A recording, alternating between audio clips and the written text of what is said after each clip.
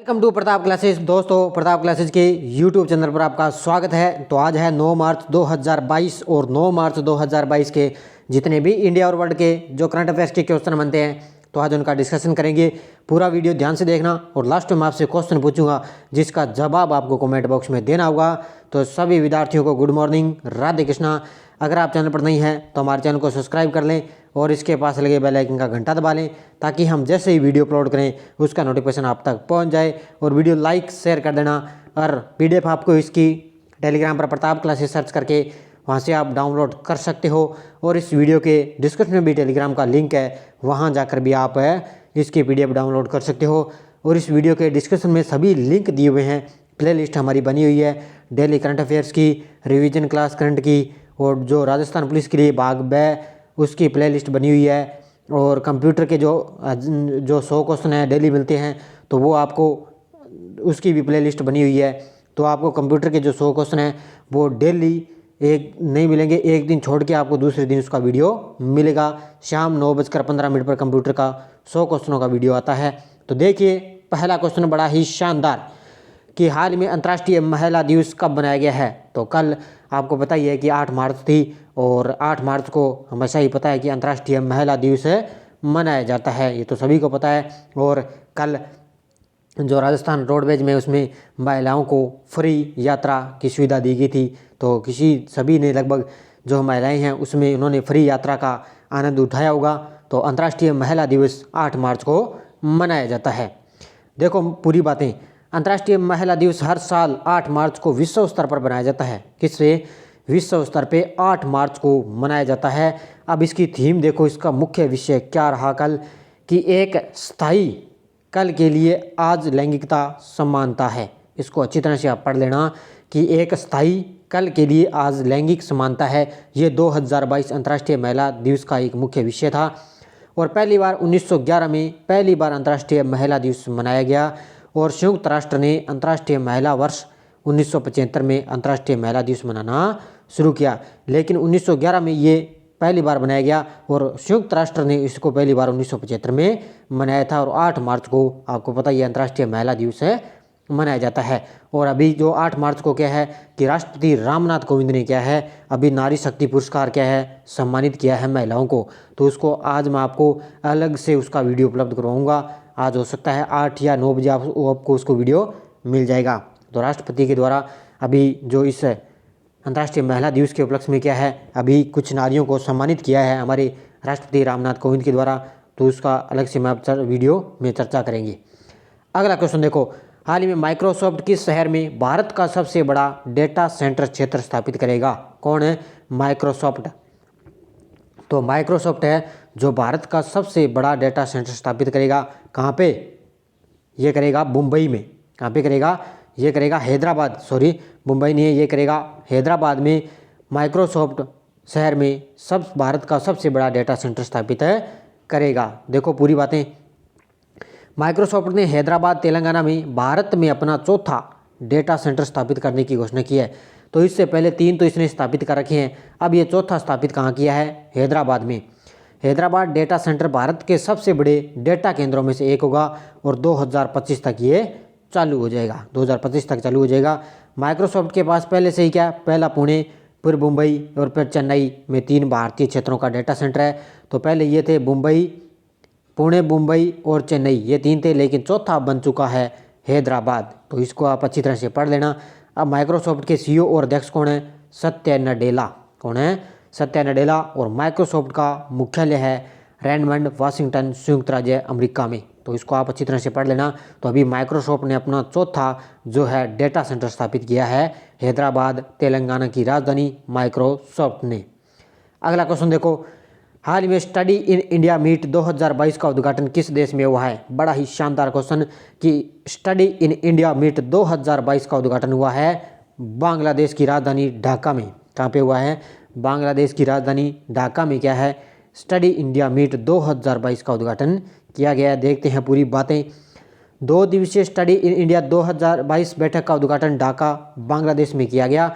भारतीय उच्चायोग द्वारा आयोजित कार्यक्रम का उद्घाटन बांग्लादेश के शिक्षा मंत्री डॉक्टर दीपू मोनी और बांग्लादेश में भारत के उच्चायुक्त कौन है? विक्रम दोराईस्वामी ने किया है। तो इसके द्वारा इनका उद्घाटन किया गया है। स्टडी इन कार्यक्रम 2018 में शिक्षा मंत्रालय द्वारा शुरू की गई एक प्रमुख परियोजना है। किसके द्वारा शुरू की गई? 2018 में ये शिक्षा मंत्रालय के द्वारा शुरू की गई और अभी इसका उद्घाटन है जो बांग्लादेश की राजधानी ढाका में किया गया है। अगला क्वेश्चन देखो, हाल ही में किस मंत्रालय ने डोनेट ए पेंशन पहल शुरू की है? हाल ही में किस मंत्रालय ने डोनेट ए पेंशन पहल शुरू की है? ये किया श्रम मंत्रालय ने।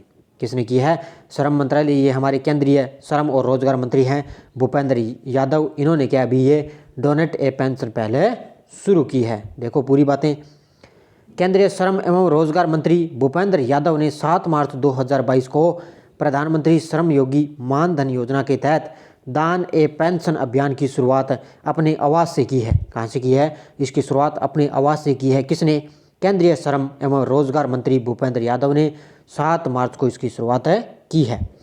दान ए पेंशन कार्यक्रम 7 से लेकर 13 मार्च 2022 तक श्रम मंत्रालय द्वारा आइकॉनिक वीक समारोह में शुरू करने की जाने वाली विभिन्न पहलों का हिस्सा होगी। तो ये 7 से लेकर 13 मार्च तक ये इसका जो है समारोह चलेगा, ये कार्यक्रम चलेगा। तो अभी श्रम मंत्रालय के तहत ये योजना दान ए पेंशन की शुरुआत की गई है। अगला क्वेश्चन देखो, हाल ही में प्रति व्यक्ति शुद्ध राज्य के मामले में कौन सा राज्य देश में सबसे ऊपर आया है? प्रति व्यक्ति शुद्ध राज्य के मामले में कौन सा राज्य देश में सबसे ऊपर आया है? वो रहा है तेलंगाना। कौन सा रहा है? तेलंगाना राज्य। देखो पूरी बातें, सांख्यिकी और कार्यक्रम कार्यान्वयन मंत्रालय द्वारा वर्तमान कीमतों पर प्रति व्यक्ति शुद्ध राज्य घरेलू उत्पाद की वृद्धि दर के मामले में तेलंगाना भारत में 1 करोड़ से अधिक आबादी वाला शीर्ष प्रदर्शन करने वाला राज्य बन चुका है। कौन है? तेलंगाना। उसके बाद में देखो महाराष्ट्र है, कर्नाटक है, तमिलनाडु है, जैसे अन्य राज्यों में सफल रहा। तो इसके बाद में अच्छी तरह से पढ़ लेना। सबसे टॉप पे है तमिलनाडु, ये तेलंगाना, उसके बाद में महाराष्ट्र, कर्नाटक और तमिलनाडु। अब तेलंगाना के वर्तमान में राज्यपाल कौन है? तमिलिसाई सुंदरराजन। और तेलंगाना के वर्तमान में मुख्यमंत्री है के चंद्रशेखर राव। अगला क्वेश्चन देखो, हाल ही में भारत और किस देश के बीच द्विपक्षीय समुद्री अभ्यास सिलनेक्स शुरू हुआ है? तो अभी भारत और किस देश के बीच में द्विपक्षीय ये समुद्री अभ्यास सिलनेक्स शुरू हुआ है? ये हुआ है भारत और श्रीलंका के बीच में। किसके बीच? भारत और श्रीलंका के बीच। और मैंने आपको अलग से 2021 और 22 के जो मोस्ट युद्ध अभ्यास बन रहे थे उसका अलग से आपको वीडियो बना दे दिया है, उसको आप अच्छी तरह से देख लेना। देखो पूरी बातें, भारत का 9वां संस्करण श्रीलंका द्विपक्षीय समुद्री अभ्यास जिसका नाम है सिलनेक्स, विशाखापट्टनम में ये 7 मार्च से लेकर 10 मार्च तक आयोजित किया जाएगा। कब से? 7 मार्च से लेकर 10 मार्च तक इसको आयोजन होगा। ये अभ्यास क्या है? 2 चरणों में होगा। पहला चरण 7-8 मार्च 2022 को विशाखापट्टनम में हार्बर फेज में होगा। कब है? 7 और 8 मार्च 2 दिन चलेगा, 2 चरणों में होगा। उसके बाद में दूसरा चरण देखो 9 से लेकर 10 मार्च तक 2022 को बंगाल की खाड़ी में इसका फेज चलेगा। तो पहला विशाखापट्टनम में और दूसरा चरण इसका चलेगा बंगाल की खाड़ी में 9 से 10 मार्च और ये चलेगा 7 से 8 मार्च। और अभी भारत और श्रीलंका के बीच में द्विपक्षीय समुद्री अभ्यास है सिलनेक्स जिसका नाम है, इसको आप अच्छी तरह से पढ़ लेना। अगला क्वेश्चन देखो, हाल ही में किस मंत्रालय ने महिलाओं के लिए समर्थ विशेष उद्यमिता संवर्धन अभियान शुरू किया है? तो अभी ये किया है किसने? MSME मंत्रालय ने। किसने किया है? MSME मंत्रालय द्वारा अभी महिलाओं के लिए समर्थ विशेष उद्यमिता संवर्धन अभियान शुरू किया है, MSME। तो इसको आप पढ़ लेना। और अभी इसी के तहत इसके अभियान शुरू किया है। देखो पूरी बातें, सूक्ष्म लघु और मध्यम उद्यम, अब उसकी फुल फॉर्म क्या है? सूक्ष्म लघु और मध्यम उद्यम मंत्रालय ने महिलाओं के लिए समर्थ नाम से एक विशेष उद्यमिता प्रोत्साहन अभियान शुरू किया है।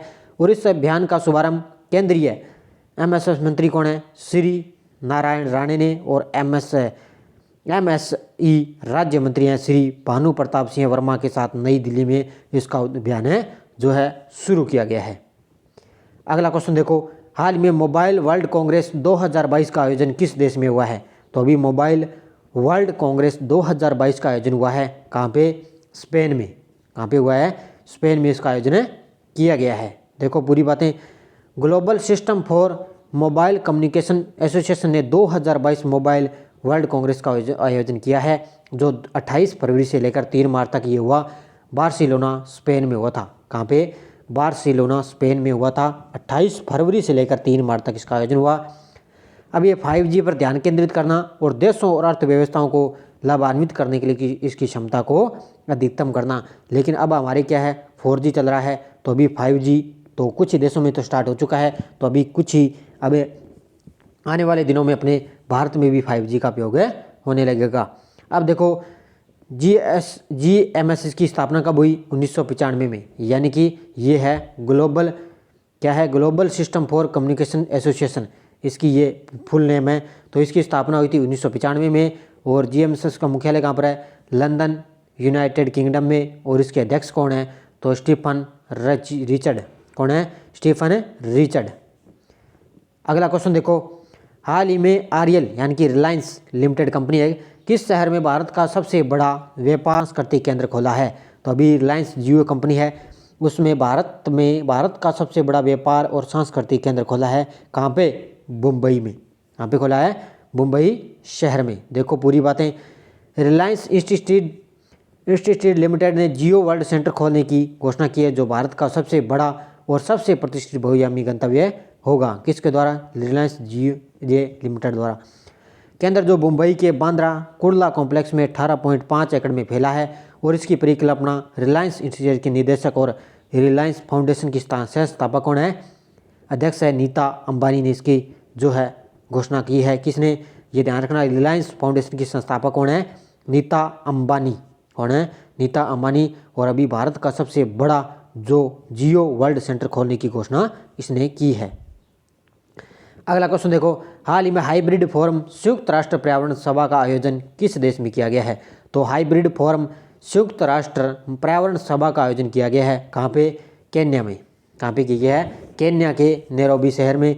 और अभी सभा का आयोजन किया गया है। देखो पूरी बातें, संयुक्त राष्ट्र पर्यावरण सभा की मेजबानी संयुक्त राष्ट्र पर्यावरण कार्यक्रम द्वारा की गई है। संयुक्त राष्ट्र पर्यावरण सभा का ये 5वां सत्र ऑनलाइन आयोजित किया गया, जिसे 28 फरवरी से 2 मार्च 2022 तक नैरोबी में आयोजित किया गया। तो केन्या के ये नैरोबी शहर में किया गया। सभा ने 1972 में संयुक्त राष्ट्र ये कार्यक्रम की स्थापना की 50वीं वर्षगांठ मनाने के लिए 3 और 4 मार्च 2022 को एक विशेष ये सत्र बुलाया था। तो अभी संयुक्त राष्ट्र पर्यावरण कार्यक्रम की ये इसके साथ ही 50वीं इसकी वर्षगांठ थी। और इसी के तहत जो इसका आयोजन किया गया नैरोबी केन्या में 28 फरवरी से लेकर 2 मार्च तक। अगला क्वेश्चन देखो, हाल में इंडिया ग्लोबल फोरम का वार्षिक शिखर सम्मेलन किस शहर में आयोजित हुआ है?